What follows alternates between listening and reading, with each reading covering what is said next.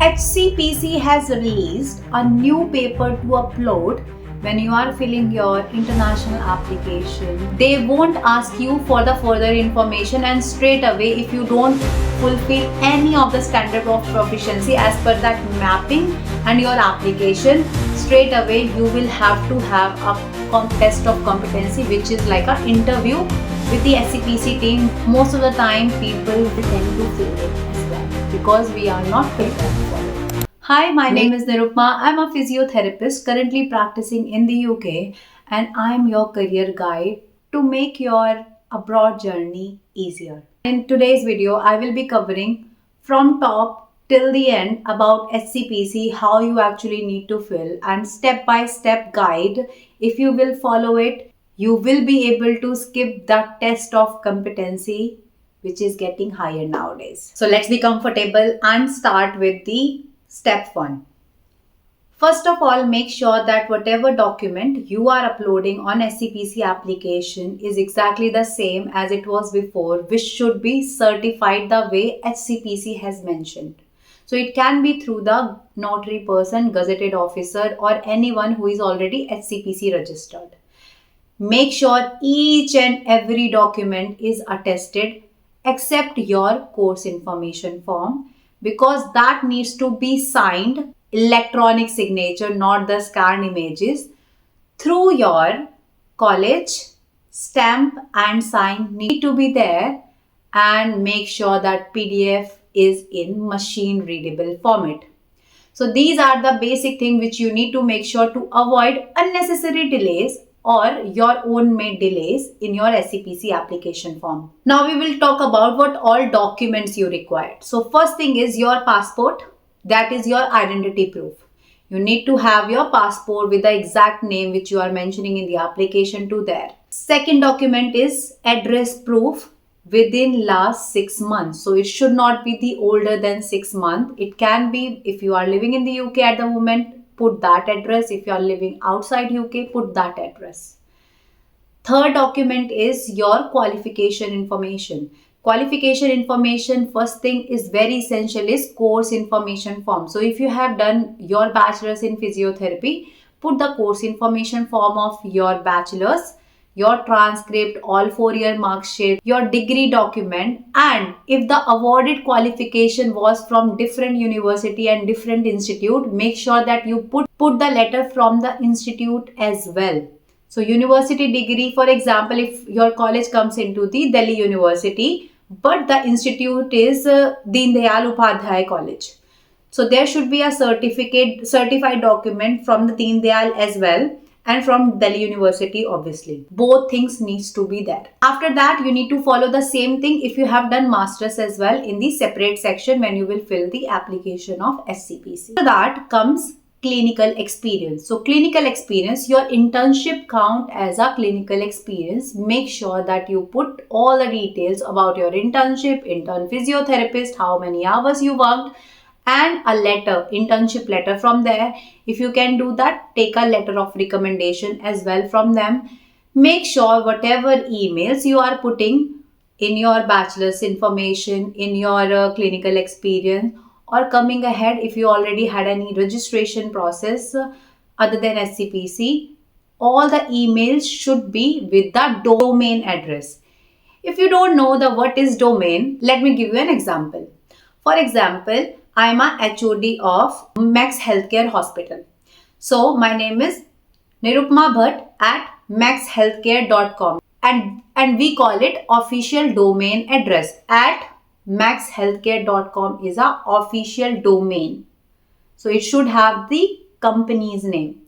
Same goes with if it is an organization or institute, anything at the front, HOD name or anything at shardauniversity.com or .ac, doesn't matter. It should be like that. It should not be nirupmabhatt at gmail.com, nirupmabhatt at yahoo.com, nirupmabhatt at hotmail.com. Even if I am using that email as an official purpose, but it doesn't have a domain address which doesn't qualify as a professional email as per the HCPC standard.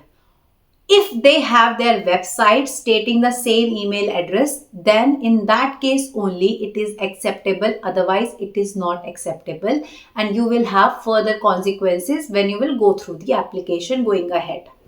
So make sure that you sort it out. If you can't sort it out, be mentally prepared for it, that you need to do some other steps going ahead when application will comes into the verification process. After that, the main thing is writing your clinical experience. So clinical experience, make sure that you write your whole experience, working setting and everything as per the standard of proficiency of HCPC. What all are they, you will know. I will put the link in the description. Go to the HCPC website. There will be 1 till 15, 1, 1.5, 1.2, 1.4. So many are there.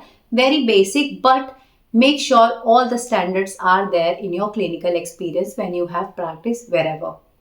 Either it is internship or you had further clinical experience afterward as well. You just need to make a separate section in that application form for your all clinical experiences. There was a question about English test requirement. So earlier people used to say, can we put a medium of instruction and all these things? HCPC has completely stopped this thing in December 2023 onwards. So you can't do that. This is not even an option available when you will fill the application as an international applicant, which you are if you have done your bachelor's from outside UK. You need to have OET, TOEFL or IELTS. These 3 exams are only acceptable as per the HCPC criteria. Marks should be 7 overall and 6.5 in each band or equivalent to that. So if you have done OET, TOEFL, go onto the Google, check your marks compared to the IELTS score which it is getting. And that's how you will know whether you meet the criteria or not. If not, then you have to give the exam again. After that, there will be section for if you have been registered under any other organization, state council or national council or anything. It is not a compulsory step, because when you will go into, if you have not been registered under any organization, you can simply put no and you can move ahead. If you have done that, then put the yes and put the detail of the organization. Very simple process. After that, the new thing comes, standard of proficiency mapping document. So when you will go there, you will be able to see a link which will take you to the page where HCPC has described what all needs to be there in that particular PDF. You will be able to download the PDF as well for physiotherapists. And in that Word document, there is all the standard of proficiency from 1 till 15 is mentioned, and at the right side of it you need to mention from where you are fulfilling all those standards which are mentioned on the left hand side. So for example, there is a standard of saying you know how to communicate with the patient and all these things.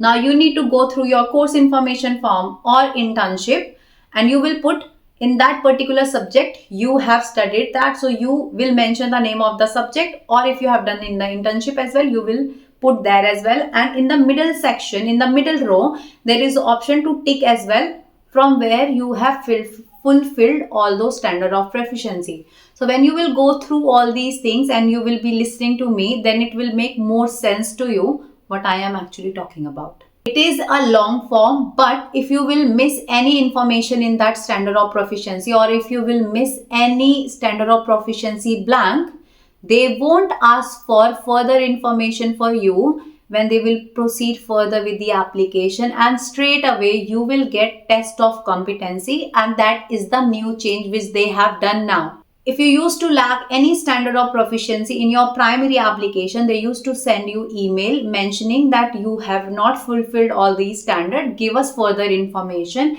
which was still easier because you could able to give more case studies and other examples to fulfill all those things. But now they tend to fail it as well because we are not prepared for it. Make sure that you fulfill your application in a way that you won't have to go through that. Even if you lag somewhere, make sure that you are prepared enough that you don't fail that exam. Because once you fail the test of competency and they they deny to give you license, you will have to wait for a certain period of time to reapply HCPC.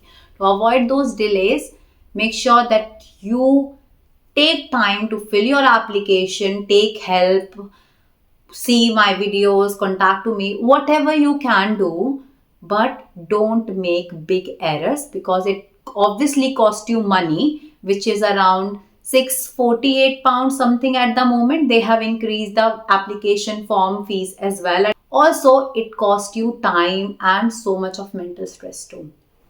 I hope this has gave you a clear vision about HCPC at the moment. If you still have further queries, I'm always here to answer you. Please drop down your queries and don't forget to subscribe to my channel if you haven't till yet. Share it with your friends so that they can help it out as well, and I get more motivation to help you out as well.